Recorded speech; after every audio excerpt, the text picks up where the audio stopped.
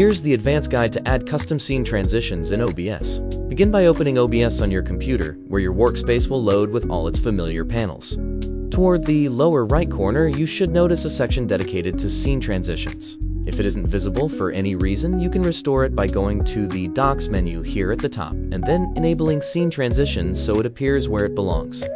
Inside this panel, you'll find a drop-down that lets you choose from the basic transitions that OBS provides by default. Usually, fade and cut.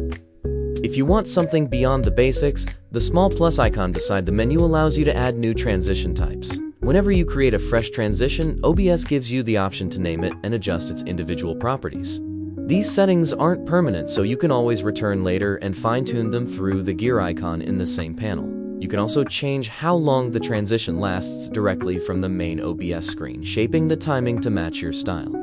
Most of these specialized effects people use are stringer transitions, which let you play a custom animation between scenes. To add one, click the plus icon again and choose Stinger, and then hit Browse to locate the animation file you want to use.